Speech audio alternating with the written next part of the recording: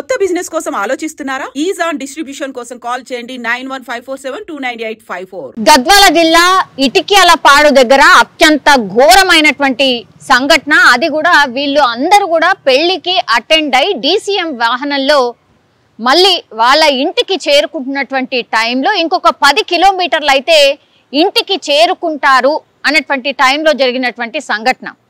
మీరు చూడండి, పాపం ఆ DCM వాహనం ఎవరైతే ఈ డ్రైవ్ చేసిండో ఆ డ్రైవర్ మరి నిద్రమత్తులో ఉన్నాడో ఏంటో తెలియదు, కానీ ఒక వాహనాన్ని తప్పించబోయి ఈ మలుపు ఉంటుంది కదా, మలుపు దగ్గర అదుపు తప్పి ఒక అంటే పక్కకి ఇట్లా ఒరిగిపోయినటువంటి పరిస్థితి. అంటే లోయలాగా ఉంది, కొంచెం రోడ్డుకి కొంచెం డౌనల్గా ఉంది, ఆ లోయలో ఒరిగిపోయినటువంటి పరిస్థితి.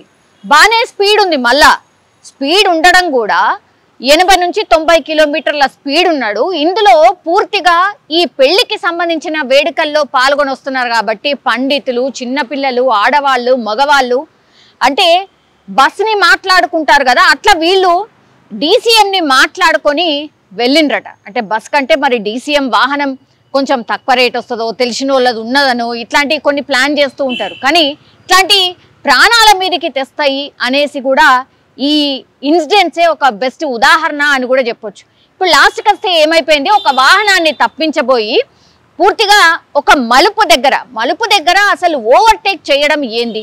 ఓవర్టేక్ చేస్తారా ఎవరైనా? డ్రైవింగ్ వచ్చిన వాళ్ళు, డ్రైవింగ్ వృత్తిలో ఉన్నోళ్ళు ఎవరైనా సరే మలుపు దగ్గర ఒక వాహనాన్ని ఓవర్టేక్ చెయ్యబోతూ ఈ ఇన్సిడెంట్ జరిగినటువంటి సిచ్యువేషన్ అయితే ఉంది.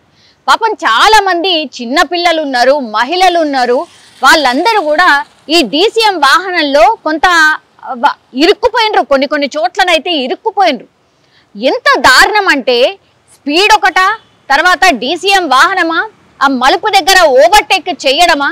అసలు ఈయనకు లైసెన్స్ ఎవరిచ్చిండ్రు? స్థానికులు అక్కడ ఉండి గమనించారు కాబట్టి సాయంత్రం పూట అంటే 9-10 గంటల ప్రాంతంలో జరిగింది నిన్న రాత్రి. దీంతో అక్కడ దగ్గరలో ఉన్నోళ్ళు వెంటనే స్పందించడం, బికాజ్ ఊర్లు ఉన్నాయి, ఆడ షాప్లు అవన్నీ ఉన్నాయి కాబట్టి 108కి కాల్ చేయడం, 2 108లు స్పాట్కి చాలా తొందరగా చేరుకోవడం.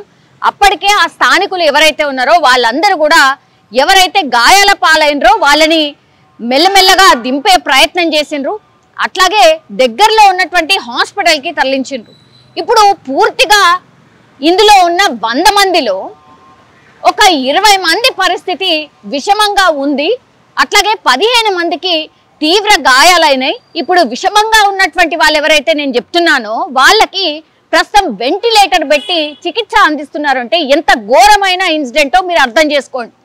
పాపం పెళ్ళి చేసి ఆ తర్వాత సంతోషంగా ఇంటికి వస్తున్నటువంటి టైంలో ఒక్కసారిగా ఈ ఘటన జరిగింది.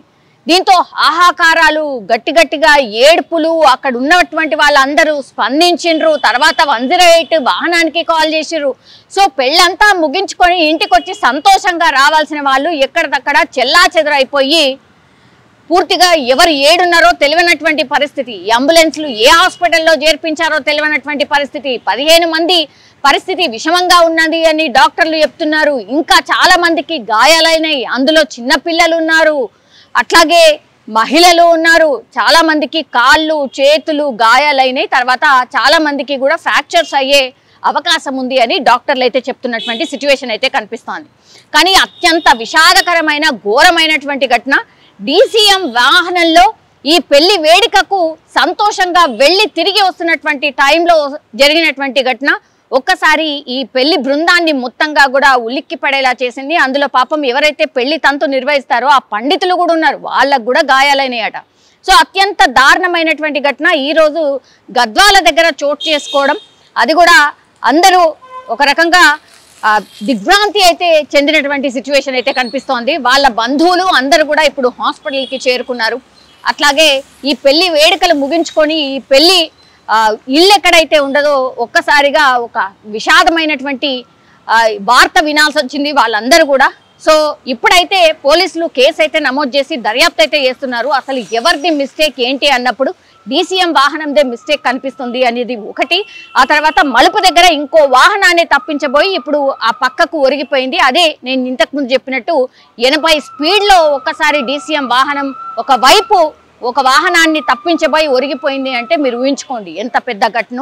ఇంకా అదృష్టం కొంచెం బాగుందని అనుకోలేదు, ఎందుకంటే స్పాట్లో ఎవరు చనిపోలేదు. అట్లీస్ట్ అంటే హాస్పిటల్ వరకు తీసుకుపోయేంత వరకు కూడా ట్రీట్మెంట్కి స్పందించే అంత సిచ్యువేషన్లో ఇప్పుడు ఈ పెళ్లి బృందం అంతా కూడా రకరకాల హాస్పిటల్స్లో ట్రీట్మెంట్ తీసుకుంటున్నటువంటి సిచ్యువేషన్ అయితే కనిపిస్తోంది.